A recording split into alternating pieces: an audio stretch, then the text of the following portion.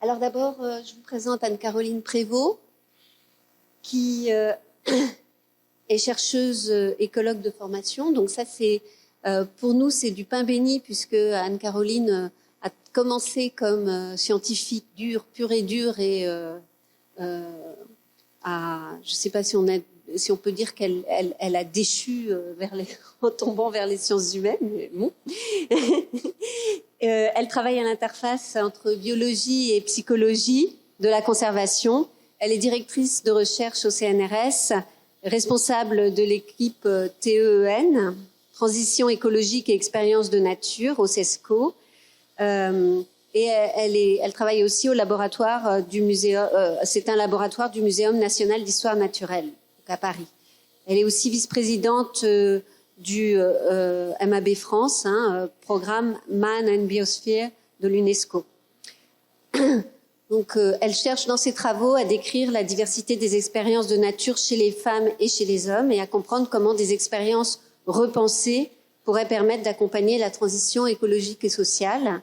Elle travaille surtout dans les espaces urbains, mais ouvre ses recherches aux espaces ruraux. Elle a co-dirigé avec Cynthia Fleury Le souci de la nature, ici présent, Apprendre, inventer, gouverner, en 2017 aux éditions du CNRS. Voilà, je vous laisse la parole. Il faut que je prenne le son. Bonjour à tous, merci beaucoup de m'avoir invité. Je me mets debout, comme ça je pourrai à la fois vous regarder et regarder les diapos. Donc effectivement, moi je suis écologue de formation et j'ai un peu switché vers les sciences humaines et sociales depuis une dizaine d'années. Et donc actuellement, je me positionne et je m'ancre exactement à l'interface entre l'écologie, la biologie de la conservation et la psychologie de la conservation, dont on pourra peut-être reparler plus tard en début de table ronde. Donc je vais essayer d'être... du coup, en tant qu'écologue et biologiste de la conservation, je suis très ancrée dans le réel. Et notamment, j'ai été très frappée par le symbole de la démission de Nicolas Hulot le 28 août dernier, à tel point que j'ai retranscrit toute son intervention 3 jours après. Et donc il a dit notamment qu'il ne comprenait pas comment, après un diagnostic imparable qui ne cesse de se préciser et de s'aggraver de jour en jour, le sujet du climat et de la biodiversité est toujours relégué dans les dernières priorités. Et ce matin, en prenant mon petit déjeuner, j'ai lu Le Monde, et dans Le Monde, en fait, un double page, triple page, quadruple page, sur l'humanité soumise aux catastrophes climatiques en cascade. Donc ça date de ce matin. Alors effectivement, je ne vais pas parler du climat, mais la biodiversité va très mal. Donc en 2018, vous avez entendu parler du buzz médiatique fait par certains de mes collègues au muséum et des collègues au CNRS qui ont parlé du déclin dramatique des oiseaux spécialistes des milieux agricoles en France. En 2017, fin 2017, 15 000 scientifiques du monde entier ont signé une deuxième notice pour l'humanité en disant « ça suffit maintenant, il faut changer de paradigme ». En tout cas, il faut changer de trajectoire. Alors effectivement, les données sont là. Les oiseaux en France diminuent de 1989 à 2015 de 32% pour les espèces agricoles, 23% pour les espèces urbaines. Et puis, il n'y a que les espèces généralistes, c'est-à-dire celles qui sont capables d'être partout, qui augmentent un petit peu en effectif. On parle d'effectifs, on ne parle pas d'espèces. Les espèces disparaissent pas. Mais par contre, le nombre d'oiseaux présents dans les territoires diminue.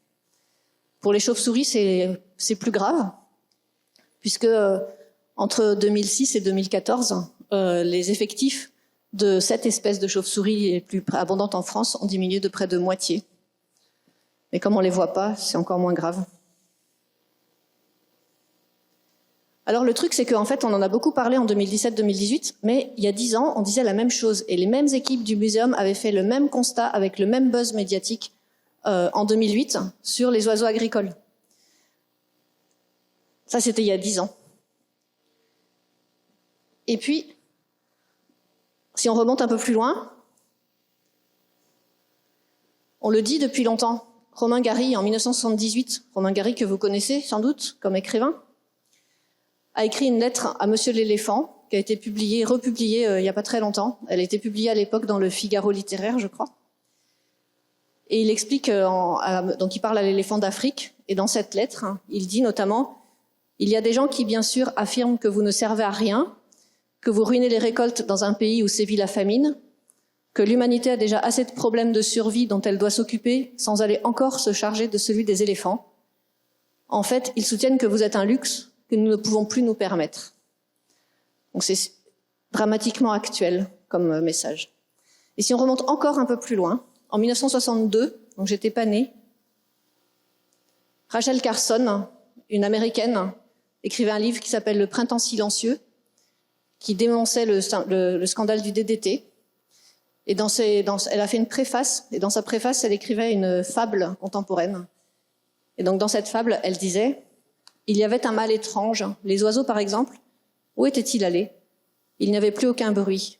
Seul le silence s'étendait sur les champs, les bois et les marais. » Et elle finit en disant « Cette ville n'existe pas réellement, mais chacune de ces catastrophes s'est déjà produite quelque part. Un spectre sinistre s'est glissé sur nous de façon presque inaperçue, et cette tragédie imaginaire peut facilement devenir une dure réalité pour nous tous. » Alors que faire? Voilà, donc ce que je voudrais discuter avec vous, c'est une proposition qui est de se rebaser sur des expériences de nature, sur un souci de la nature, pour reprendre le titre de l'ouvrage que j'ai coordonné avec Cynthia Fleury, vers une transition écologique et sociale possible et nécessairement et cruellement nécessaire maintenant.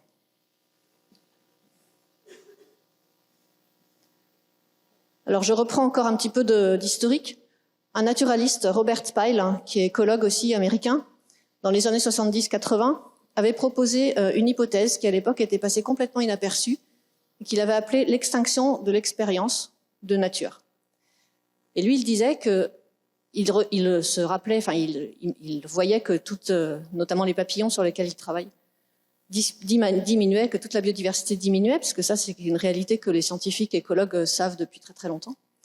Et donc il disait qu'en fait, il croyait que l'une des causes les plus importantes de la crise écologique, c'est le niveau de distanciation personnelle des gens avec la nature de leur quotidien. Alors je parle de nature, hein, pour moi c'est-à-dire tout le monde vivant. Hein. Donc, voilà. Puisque j'ai discuté avec des linguistes à midi et ils m'ont dit qu'il fallait définir les mots. Voilà. Voilà, donc pour moi c'est ça. Alors effectivement, actuellement, on se sépare progressivement. Donc cette hypothèse, de l'extinction de l'expérience est revenue à la mode chez les communautés scientifiques il y a quelques années. Et notamment, on se sépare de la nature de notre quotidien pour deux raisons principales. La première est liée à nos modes de vie, puisqu'on a des modes de vie qui sont de plus en plus séparés, ou en tout cas, on ne considère pas comme important le fait de se poser et d'aller observer, être entré en expérience et en relation avec la nature qui nous entoure, mais aussi avec nos lieux de vie, puisque la plupart des habitants maintenant en France et partout dans le monde habitent dans les milieux urbains, dans des villes, dans des grosses métropoles, où la biodiversité et la nature sont de moins en moins présentes, malgré les projets de renaturalisation, etc., des villes de ces dernières années. Donc il y a à la fois des lieux de vie, donc des opportunités d'entrer en contact avec la nature, et puis des modes de vie et donc des volontés d'entrer en contact avec la nature qui diminuent. Alors il y a aussi potentiellement une espèce de paradigme ou de façon générale de penser qui dit que la nature c'est pas forcément important pour notre progrès, pour notre bien-être, etc. Et donc je vais reprendre. Donc ça c'est une façon générale ou des normes sociales ou des façons de penser.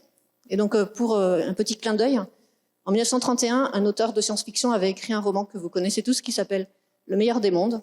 Donc, à l'époque, c'était de la science-fiction. C'était Aldous Huxley qui avait écrit ça. Donc, voilà ce qu'il écrit. Donc, dans ce roman, les enfants sont conditionnés pour faire partie. Donc, l'humanité est séparée en classes et les enfants sont conditionnés pour être heureux dans la classe à laquelle ils sont attribués dès qu'ils sont tout petits, et donc dans un centre de conditionnement. Et le roman commence par la visite de ce centre. Le directeur du centre fait visiter ce centre à des étudiants et leur explique ça. Les primes verts et les paysages ont un défaut grave, ils sont gratuits. L'amour de la nature ne fournit de travail à nulle usine. Nous conditionnons donc les masses à détester la nature, mais simultanément nous les conditionnons à raffoler de tous les sports en plein air. Et en même temps, nous faisons le nécessaire pour que tous les sports de plein air entraînent l'emploi d'appareils compliqués, de sorte qu'on consomme des articles manufacturés et qu'on fait marcher les usines. Voilà. Donc ça, c'était de la science-fiction en 1931. Comme quoi, la science-fiction, quelquefois, c'est assez prédictif.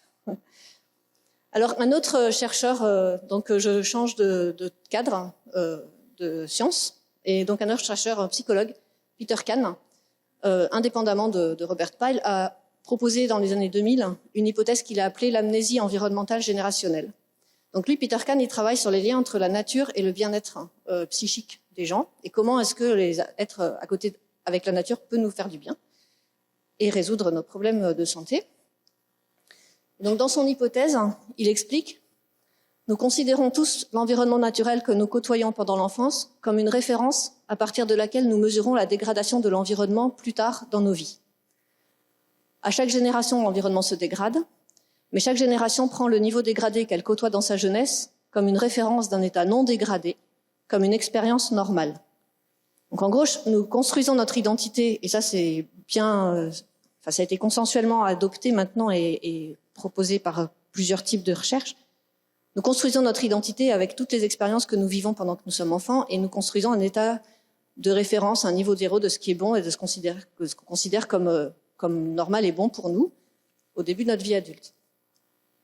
Et donc, cette hypothèse-là, elle a été testée chez plusieurs communautés ou groupes de personnes. La première que j'ai trouvé un article de chercheurs qui ont travaillé auprès de pêcheurs en Californie et qui avaient demandé, en fait, en fonction à des pêcheurs âgés de différentes classes d'âge, par exemple, le nombre d'espèces qu'ils imaginaient de poissons en diminution et le nombre de sites dégradés. Et vous voyez que les jeunes pêcheurs interrogés considèrent qu'il y a moins d'espèces de poissons en diminution et moins de sites dégradés que les pêcheurs les plus âgés. Donc c'est tout à fait en cohérence avec l'hypothèse de l'amnésie environnementale, c'est que le degré de référence de quelque chose de bien n'est pas le même entre les générations de pêcheurs. Alors dans une autre catégorie complètement différente sociale, nous avons, avec deux collègues, nous avons essayé de tester cette hypothèse de l'amnésie et de l'extinction de l'expérience dans une haute cour de génération de gens qui ne travaillent pas du tout sur la biodiversité, mais qui par contre utilisent la nature dans leur création. Et donc nous avons travaillé avec les dessinateurs de films Walt Disney. Et nous avons regardé à quel point comment la nature ou comment les paysages extérieurs étaient dessinés dans tous les films Walt Disney sur toute la généalogie, c'est-à-dire depuis 1937. C'est le début, c'est Blanche-Neige, jusqu'en 2010, qui était Réponse, donc 70 longs métrages. Et nous avons compté en fait le temps qui était le temps du film où dans les scènes extérieures était dessiné un arbre, ou une plante verte ou quelque chose de vert, d'accord ? Oups. Et donc on a montré que d'une façon générale, le pourcentage de temps de nature, donc c'est-à-dire de nature là où il y a du végétation verte, ici, dans les paysages extérieurs, diminue avec le temps, avec l'année de production des films, et plus spécifiquement, à partir des années 80, apparaissent des longs métrages où il n'y a plus de végétation dans les paysages extérieurs des films. C'est-à-dire que quand on parle quand les scènes d'extérieur se font en ville, ce sont des villes minérales. Quand les scènes extérieures se font dans le désert, il n'y a pas de végétation. Quand les scènes extérieures se font ailleurs, voilà. Alors évidemment, il y a toujours des longs métrages avec beaucoup de nature, évidemment. Enfin, ça ne veut pas dire que tout disparaît, heureusement. Et à peu près au même moment, un autre auteur, on avait eu la même idée, a travaillé sur les illustrations de livres pour enfants, donc au Canada, avec la même série temporelle de 1938 à 2008.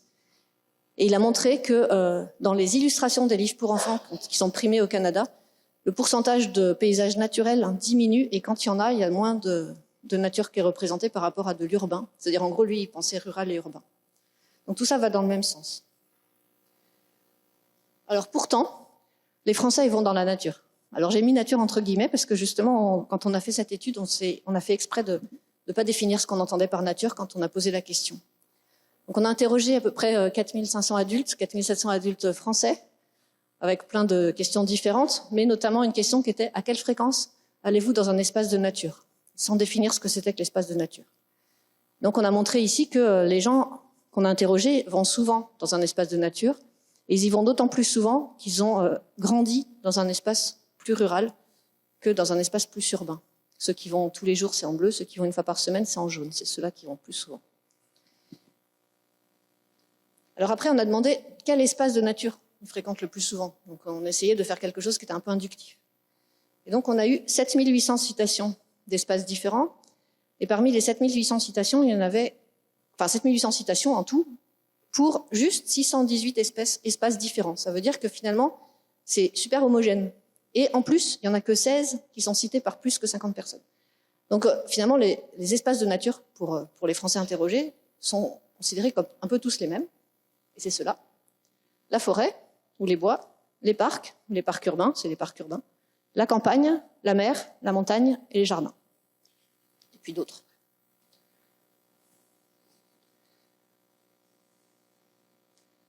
Alors plus précisément, ceux qui ont grandi plutôt en campagne considèrent vont plus dans la forêt, et ceux qui ont grandi plutôt en ville considèrent plus le parc urbain comme un espace de nature, ce qui est pas forcément, ce qui est assez logique en fait finalement.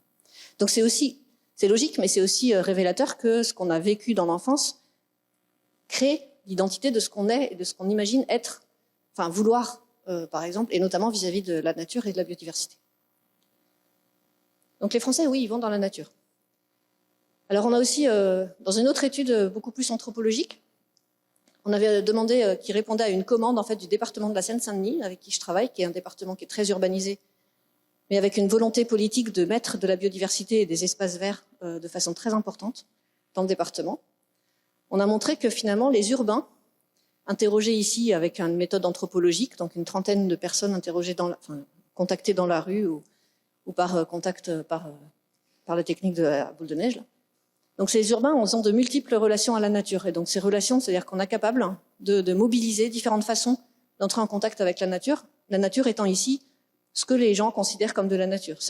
Pour certains, c'est la plante verte qui est dans leur appartement et que leur fille leur a donné. Donc cette personne ne pas du tout aimer la nature, mais par contre, cette plante verte, elle y fait attention parce que c'est sa fille qui lui a donné.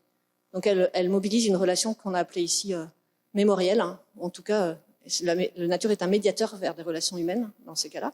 Mais il y a beaucoup d'autres types de relations qui sont mobilisées par des urbains qui ne sont pas des naturalistes en ville.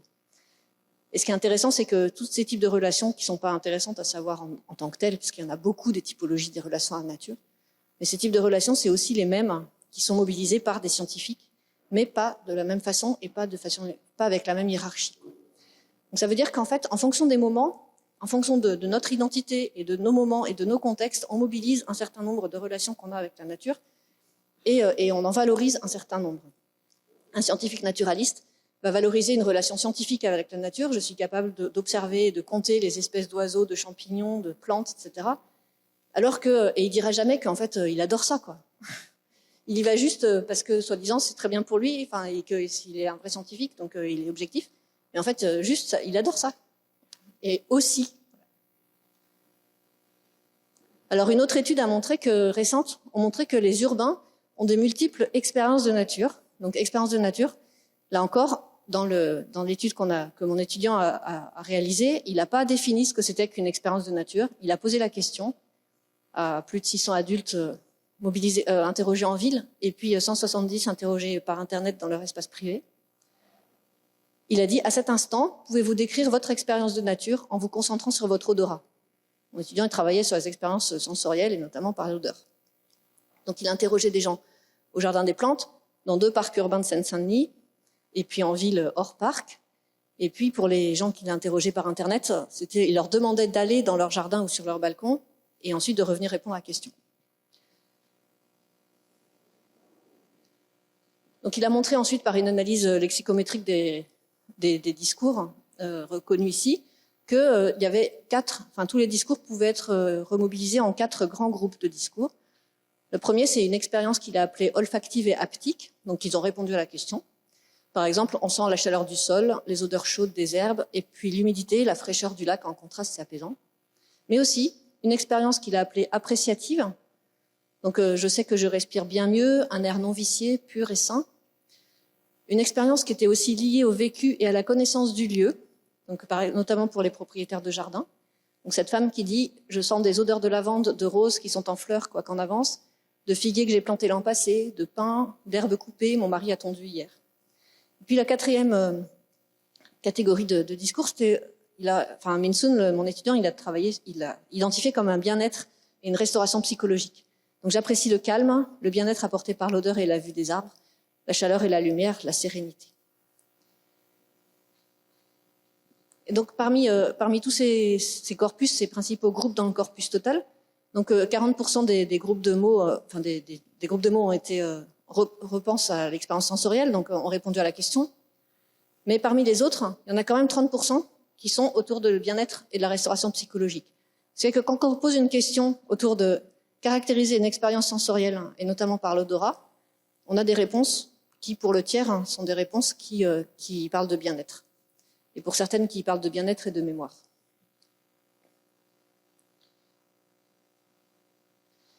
Donc ça, on a vu que les urbains ont des expériences de nature. Les gens qui jouent à des jeux vidéo, ils ont des expériences de nature aussi. Voilà, donc les joueurs de jeux vidéo, ils semblent rechercher aussi la nature, donc la nature virtuelle. Donc le même étudiant, avant de faire sa thèse, il a travaillé sur une expérience de nature potentielle en jeu vidéo, donc c'est un joueur de World of Warcraft. Donc vous connaissez sans doute, en tout cas pour les plus jeunes, World of Warcraft. C'est un jeu de vidéo en univers persistant, le plus joué dans le monde. En gros, bon, moi je ne suis pas une joueuse. En gros, vous intégrez ce jeu, vous pouvez donc vous créer un avatar, et puis ensuite vous pouvez jouer en ligne, évidemment, aller répondre à des quêtes ou juste être dans des guildes pour rencontrer des copains. Et puis cet univers, il change même quand vous n'êtes pas là, donc il est tout le temps vivant. Et donc Min-Sun avait demandé à une communauté francophone, donc il a eu à peu près 1000 réponses de joueurs de WoW. Il voulait regarder pourquoi les gens jouaient et puis où ils allaient. Donc il leur a demandé de nommer des zones préférées, puis de nommer les zones les moins où ils allaient, donc les zones du jeu, les régions du jeu qu'ils aimaient le moins, de les décrire par 3 mots. Et ensuite, Min-Sun, qui est joueur, il est allé en jeu, et il est allé échantillonner les zones. Donc échantillonner les zones préférées, les zones moins aimées, puis des zones prises au hasard dans les autres. Et il a échantillonné à l'écologue, c'est-à-dire qu'il a fait un quadrillage, il a pris au hasard 5 points, il est allé en jeu sur ces 5 points, il a pris un screenshot, et ensuite il a mesuré la quantité de verre de nature réelle, enfin nature verte, qu'il y avait dans l'image. Puis il a mesuré la hauteur de végétation, le nombre de strates, etc. Et donc il a montré que les zones préférées des joueurs sont les zones où il y a le plus de nature. Donc notamment celle-là, qui est Nazgrand pour ceux qui connaissent. Et donc finalement, et alors que les joueurs ils vont pas jouer pour aller dans la nature. Donc donc c'est un petit peu aussi l'idée que les joueurs répondent aussi au questionnaire en disant qu'ils vont jouer pour se délasser, pour rencontrer des gens, pour jouer, enfin pour se délasser. Et en fait, inconsciemment peut-être, ils vont dans des espaces de nature. Il y a beaucoup possiblement d'explications à ce résultat, ou d'interprétation de ce résultat, mais une des interprétations peut être qu'on a envie, on a besoin surtout, d'aller dans des espaces de nature pour se restaurer. Alors effectivement, la nature, elle a beaucoup d'effets positifs sur nous.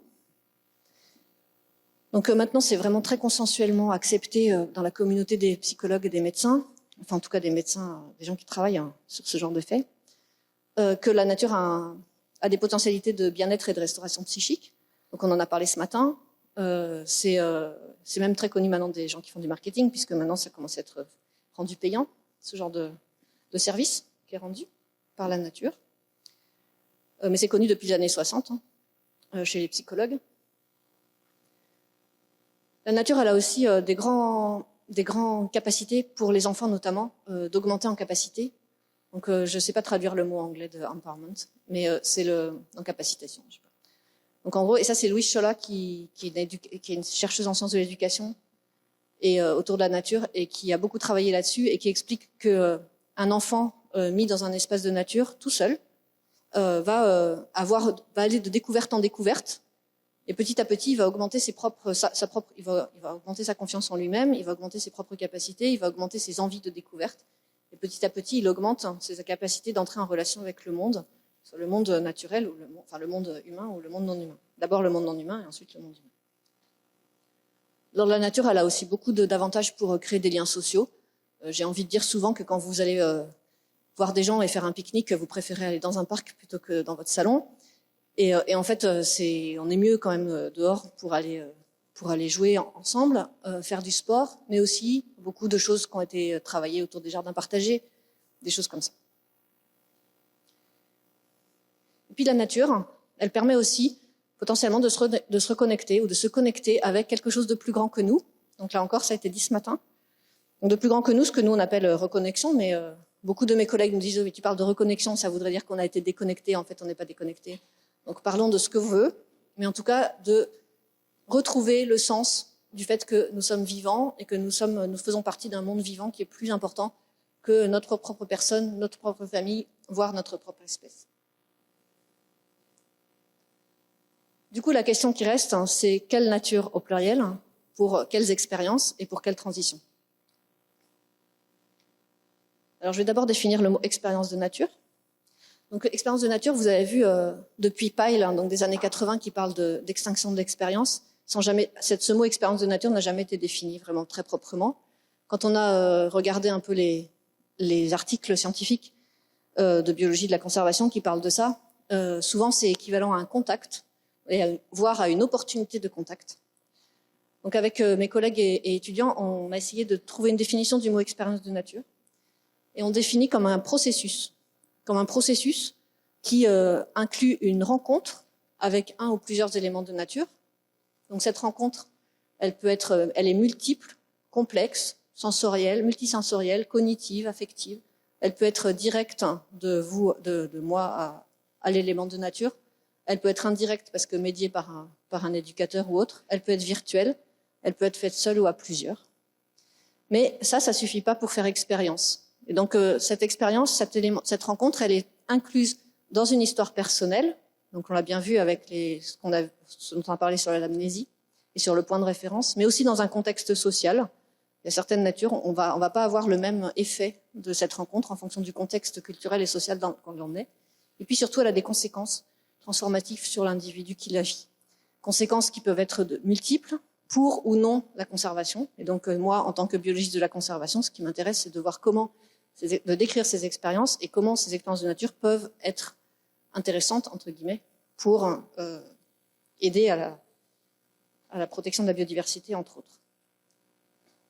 Alors, il y a aussi beaucoup de natures différentes, entre guillemets, qui peuvent être intéressantes pour ces expériences-là. Donc ici, on avait proposé de décrire ces éléments ces natures, entre guillemets, au pluriel, en fonction du gradient de biodiversité. Donc là, le mot biodiversité apparaît, puisque en termes de conservation de la biodiversité, ici, une biodiversité, c'est un ensemble d'éléments multiples, donc d'espèces, d'individus et dans leur diversité, dans leur multiplicité, en interaction les uns avec les autres, dynamique et évolutif. Tout ça, c'est la biodiversité, la définition des scientifiques, écologues, donc indépendants de la gestion humaine, qui n'ont pas besoin des humains pour vivre et pour être en dynamique. Et donc finalement, en fonction des paysages et de ce gradient de biodiversité, il y a tout ça potentiellement comme nature et celles qui sont et peut-être que finalement pour la conservation en tant que telle de la biodiversité, c'est le gradient de biodiversité qui compte. Pour le bien-être perçu et la reconnexion entre les humains et la nature, peut-être que trop de biodiversité, par exemple la forêt primaire, c'est moins bien que moins de biodiversité. Et puis quelle transition? Alors pour parler de transition, je voudrais faire un détour avec les modèles de résilience socio-écologique. Donc là, c'est des modèles qui ont été développés par des écologues au début, il y a une trentaine d'années, et puis qui ont été repris par des socio-écologues, enfin des gens qui font les deux en fait.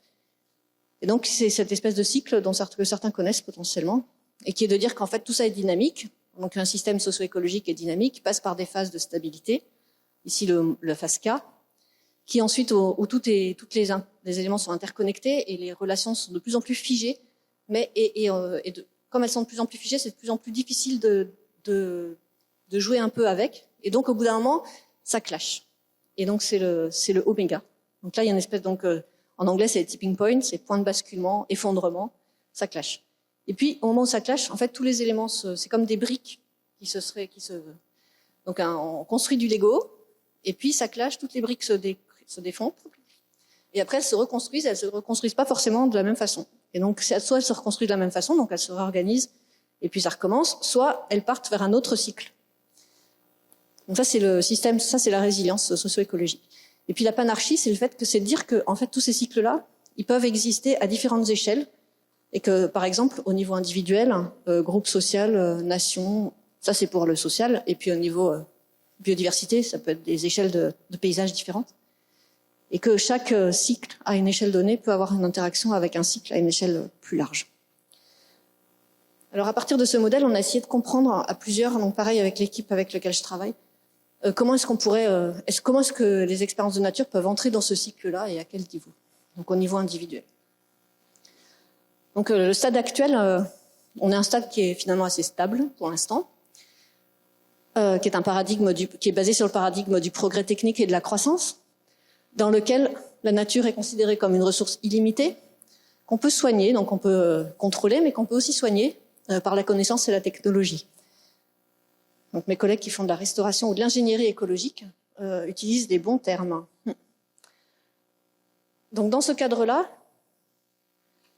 on sait tous, et je dis le on à dessein, qu'il y a des bonnes et des mauvaises natures. Alors la bonne nature, par exemple, c'est un jardin privé quand on a une petite maison, qu'on cherche une maison individuelle. Voilà ce qu'on trouve chez les agences immobilières. Hein. Donc c'est un modèle d'exemple de maison individuelle avec un jardin bien tondu avec quelques petites plantes. Par contre, le pigeon dans la ville, hein, c'est une mauvaise nature. Donc moi j'ai travaillé 10 ans sur le pigeon dans la ville, donc je sais ce que c'est très, très mauvais. Et donc tout le monde le dit, ils sont sales, ils sont malades, ils sont pullulents, ils sont dévastateurs des monuments, c'est à cause d'eux que tout va mal en ville. Alors du coup, il y a des expériences négatives en fait à partir de ces deux-là. Donc revenons à un individu. Donc je vais vous donner 2 exemples. Le premier exemple, donc vous êtes urbain ou urbaine, vous achetez une maison à la campagne, vous pouvez y aller que le week-end et l'herbe pousse. Et Dieu sait que l'herbe pousse vite. Surtout quand on n'y va que le week-end et au printemps. Mais pas ici, ici l'herbe pousse pas vite. Mais un peu plus au nord quand il y a un petit peu d'eau. Voilà. Et le deuxième exemple, c'est que vous êtes urbaine et vous avez garé votre voiture sous un platane et vous la retrouvez comme ça. D'accord? Donc constellée de fientes de pigeons. Donc ça, c'est 2 expériences de nature négatives et qui ont des conséquences sur vous. Alors pourquoi c'est des expériences? Parce qu'elles ont des conséquences. Alors je vois 2 types de conséquences. La première idée, donc vous êtes urbaine, vous avez l'herbe qui pousse, donc vous achetez une grosse tondeuse autoportée, vous passez 2 heures par week-end à tondre votre terrain, c'est propre, et en plus vos voisins voient que vous vous occupez bien de votre jardin et ouf, vous passez pas pour la bobo parisienne en mal de nature. Donc ça c'est bien, vous êtes resté dans vos normes. Et puis quand vous êtes en ville, vous nettoyez votre voiture, mais vous râlez beaucoup. Et puis ensuite, vous écrivez à la mairie pour exiger encore plus de lutte contre ces pigeons. Et puis vous demandez de couper les platanes, parce que c'est n'importe quoi. D'accord? Donc là, vos réactions, elles sont comportementales et vous ne changez pas de point de vue. Vous restez comme ça. Donc on reste dans le cycle. Alors deuxième type de réaction.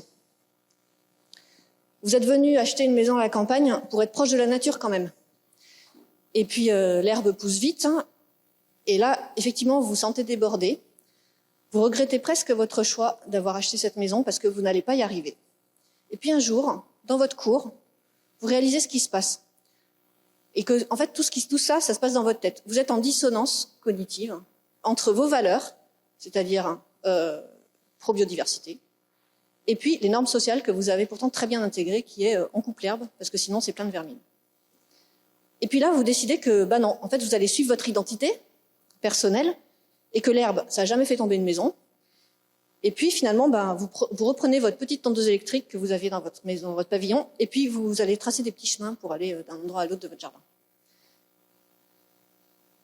Et la deuxième idée, donc vous êtes en ville, et là, vous voyez votre voiture comme ça, et là, vous vous rappelez qu'en fait, c'est le printemps, que les pigeons ramiers mangent des bourgeons dans les platanes, et que c'est parce qu'ils mangent des bourgeons qui font des fientes acides, qui se sont écrasés sur votre voiture, et qu'en fait, c'est les pigeons ramiers, les coupables, c'est pas les pigeons bisets urbains, déjà.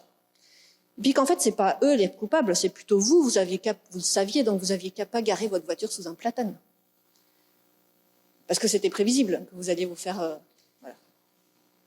Et donc finalement, là, vous avez des réactions, vous avez pris un peu de champ par rapport aux normes sociales et par rapport au paradigme dominant, et vous êtes en train de changer de façon de voir le monde. Donc ça, c'est un petit cycle tout en bas. Et donc ces basculements individuels, ils peuvent être très rapides, c'est un déclic, et sous certaines conditions, ils pourraient s'élargir à des cercles plus larges, avec évidemment des évolutions plus lentes, mais je vois au moins 2 conditions, enfin c'est nous voyants, c'est un collectif, et là je vais dire à la caméra, tout ceci n'a pas été publié. Voilà. Donc à deux conditions, d'abord que les individus aient des capacités pour rationaliser leur choc émotionnel. Ça veut dire qu'ils aient capacité de discuter entre eux, d'avoir des connaissances, d'être montés en capacité pour pouvoir rationaliser les chocs qu'ils ont. Et puis que les relations diversifiées, que toutes ces briques dont je vous ai dit, dont je vous ai parlé, si on veut qu'elles dégringolent et qu'elles reconstruisent quelque chose, il faut que ces briques existent. Ça veut dire qu'il faut que les relations diversifiées à la nature soient acceptées et encouragées au niveau social.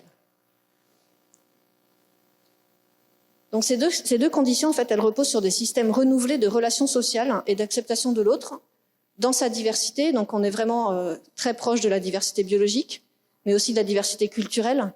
Et c'est pour ça que dans mon titre, j'ai dit que transition sociale et transition écologique, c'était complètement imbriqué. Et donc pour conclure, dans ces conditions, on pourra arrêter de tourner le dos à la crise socio-écologique, adopter des postures et des points de vue innovants, pour enfin accepter et réaliser collectivement notre appartenance au monde vivant. Et je pense que c'est une partie de la solution. Je vous remercie.